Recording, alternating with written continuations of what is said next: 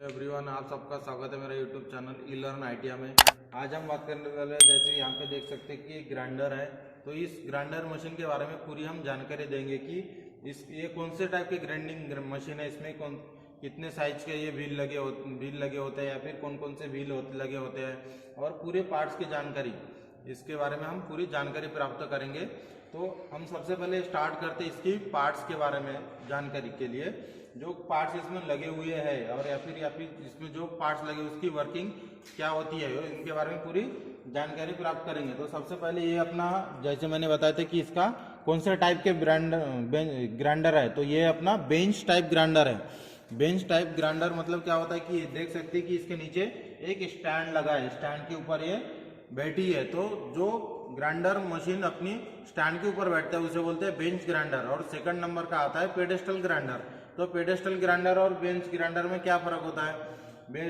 जैसे मैंने अभी बताया था कि बेंच ग्राइंडर एक स्टैंड के ऊपर बैठी रहती है और पेडेस्टल ग्राइंडर जो उसकी बॉडी रहती है वो पूरी सॉलिड रहती है। उसको मतलब उसको खड़ा करने के लिए ये स्टैंड की जरूरत नहीं पड़ती, वो नीचे तक पूरा अपना ये सॉलिड कास्ट आयरन से ही बना होता है। जैसे ये पूरी इसकी बॉडी कास्ट आयरन से बनी हुई है तो उसका भी पूरा नीचे तक मतलब ग्राउंड तक पूरी कास्ट आयरन से उसकी चौकोन बॉक्स रहती है जिसके अंदर मोटर वगैरह रहती है। इसके अंदर भी मोटर है। तो बेंच ग्राइंडर और पेडेस्टल ग्राइंडर में यही फर्क है। बेंच ग्राइंडर स्टैंड के ऊपर फिट रहती है और पेडेस्टल ग्राइंडर पूरी अपनी बॉडी के ऊपर ही खड़ी रहती है, अपनी खुद की बॉडी के ऊपर। यही फर्क है बेंच ग्राइंडर और पेडेस्टल ग्राइंडर के ऊपर। मतलब पेडेस्टल ग्राइंडर और बेंच ग्राइंडर में फर्क यही है। उसके बाद देख सकते हैं कि ये व्हील है, ये टूल रेस्ट है। इसके बाद ये साइड में गार्ड लगे हुए हैं। इस साइड में भी सेम है। तो हर एक पार्ट का काम क्या रहता है, जैसे मैंने अभी बताया था कि ये जो अपना चौकोन प्लेट लगे है व्हील के एकदम सामने, ये होता है टूल रेस्ट, इसे बोलते हैं टूल रेस्ट। ये अपनी ग्राइंडिंग व्हील जो एब्रेसिव और बॉन्ड से बनी हुई होती है। और इसके साइड में ये जो लगे हैं ये व्हील गार्ड है। और इसके ऊपर यहाँ पे जो एक चौकोन होल दिख रहा है यहाँ पे भी एक प्लास्टिक के कवर लगते हैं। ये हो गया पूरे पार्ट्स। मतलब टूल रेस्ट क्या करता है, अभी टूल रेस्ट का मतलब वर्किंग, जैसे मैंने बोला था कि पार्ट और उसकी वर्किंग हम बताएंगे। तो ये जो मैंने बताया था कि ये चौकोन वाला टूल रेस्ट है, तो टूल रेस्ट का काम क्या रहता है? तो टूल रेस्ट का काम रहता है जब हम कौन से भी कटिंग टूल को इसके ऊपर हम ग्राइंडिंग करते तो जो हम हाथ में कटिंग टूल पकड़ते तो इसको ऐसा होल्ड करने के लिए, मतलब अपना जो हम ग्राइंडिंग करेंगे यहाँ पे पकड़ के तो वो एक जगह पे स्थिर रहना चाहिए। अगर ऐसे ऐसे हिलते रहा तो एक्सीडेंट होने के चांस रहते, क्योंकि इसकी स्पीड बहुत ज्यादा रहती है। अभी जो हम फिलहाल जो ग्राइंडिंग मशीन के बारे में बात करें बेंच ग्राइंडर, इसकी स्पीड है 2800 आरपीएम है, रिवोल्यूशन पर मिनट। आरपीएम मतलब क्या होता है? रिवोल्यूशन पर मिनट, जो एक मिनट में 2800 बार घूमती है। तो वही है कि टूल रेस्ट, ये अपना जो टूल रेस्ट है इसके ऊपर हम कौन से भी कटिंग टूल को इसके ऊपर होल्ड करके फिर हम ग्राइंडिंग करते हैं। और मेन इसमें एक क्वेश्चन पूछा जाता है कि देख सकते हैं कि ये जो अपना कटिंग ये व्हील है, ग्राइंडिंग व्हील और टूल रेस्ट, इसके बीच में जो गैप है तो इसके बीच में गैप कितना होता है? इसके बीच में जो गैप है यहाँ पे देख सकते हैं कि यहाँ पे व्हील और टूल रेस्ट है, इसके बीच में जो गैप है क्वेश्चन में पूछा जाता है कि व्हील और टूल रेस्ट के बीच में जो अंतर होती है वो कितने mm का होता है? तो वो अंतर होता है 3 से 5 mm। ये ध्यान में रखना है कि कितना अंतर होता है, 3 से 5 mm।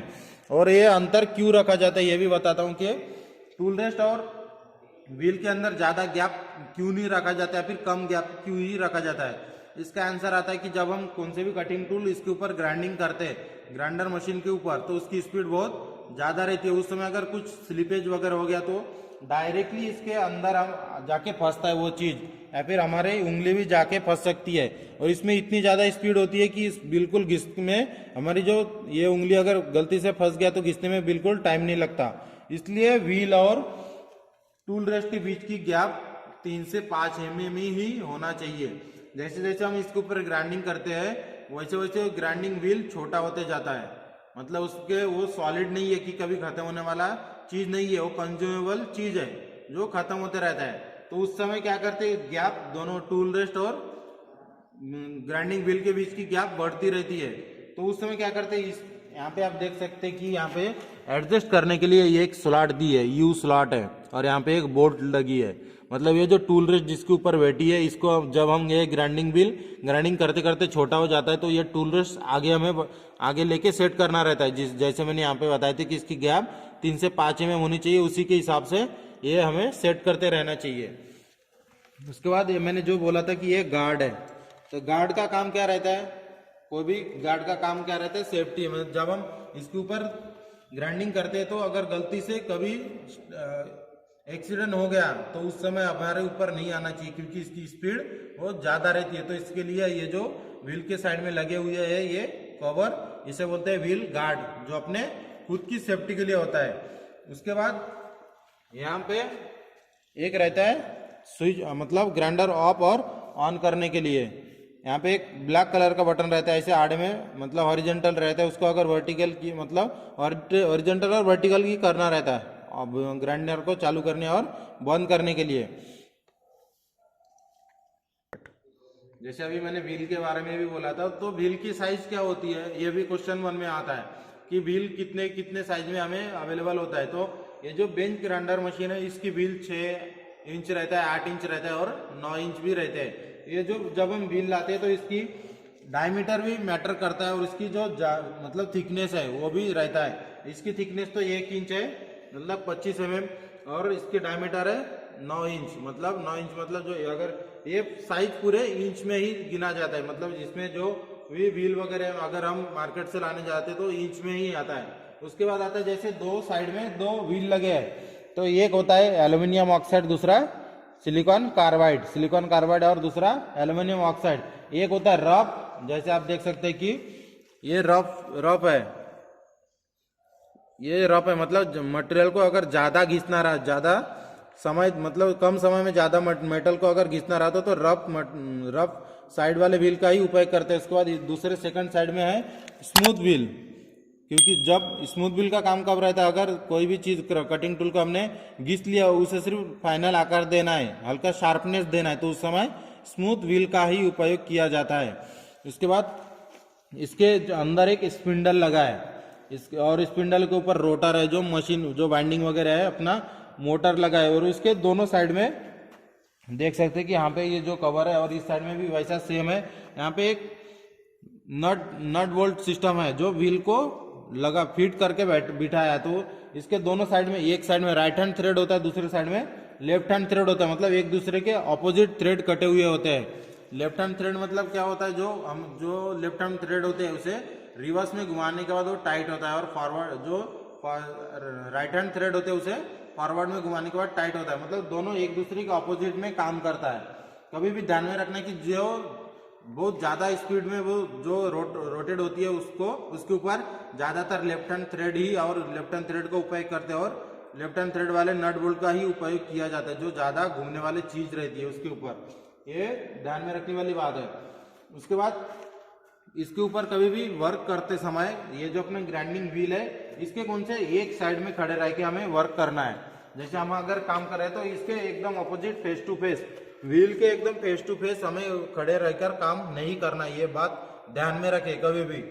और मोस्ट इम्पॉर्टेंट अपने खुद की सेफ्टी के लिए जब हम इसके ऊपर ग्राइंडिंग करते तो हमें गॉगल, सेफ्टी गॉगल लगाना जरूरी होता है। सेफ्टी गॉगल जो फाइबर के बने होते हैं वही वाले, क्योंकि इसमें जब ये जो ग्राइंडिंग व्हील है ये एब्रेसिव और बॉन्ड से बना हुआ है, ये सॉलिड नहीं है।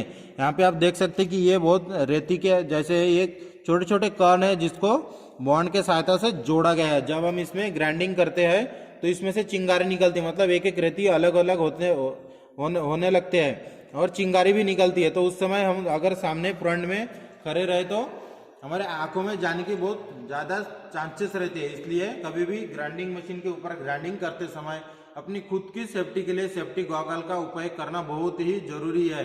और ग्राइंडिंग व्हील के एक साइड में खड़े होकर ही हमें ग्राइंडिंग करना है, ये बात ध्यान में रखनी है, ये खुद के सेफ्टी के लिए ही है। ये था आज का टॉपिक अपना, जो ग्राइंडिंग मशीन के बारे में, जो अपना बेंच ग्राइंडर है उसके पार्ट्स और वर्किंग सिस्टम। मतलब इसमें पार्ट्स कौन कौन से है, एक तो इसमें व्हील लगे हुए हैं, उसके बाद व्हील के सामने टूल रेस्ट है, टूल रेस्ट को एडजस्ट करने के लिए भी यहाँ पे एक प्लेट लगा है, इसके बाद व्हील गार्ड है, उसके बाद इसके अंदर एक स्पिंडल लगाई जिसके दोनों तरफ दो बोल्ट लगे हैं जो व्हील को फिक्स करके बिठाता है एक ही जगह पे।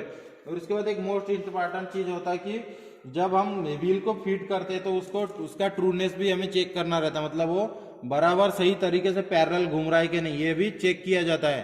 तो वो उसके बारे में हम बात करेंगे थियोरेटिकल, जब हम ग्राइंडिंग व्हील के जो टॉपिक है उसके बारे में जब हम थियोरेटिकल क्लास बनेंगे उसके बाद उसमें हम पता चलेगा कि ग्राइंडिंग व्हील कौन कौन से एब्रेसिव से बनता है, कौन कौन से बॉन्ड होते हैं, इसके बारे में पूरी जानकारी प्राप्त होंगी। आज का वीडियो यहाँ तक ही जो जानकारी देना था बेंच ग्राइंडर के बारे में वो पूरी जानकारी हो गई है। अगर हमारी वीडियो अच्छी लगी है तो लाइक करें और शेयर करें और सब्सक्राइब जरूर करें।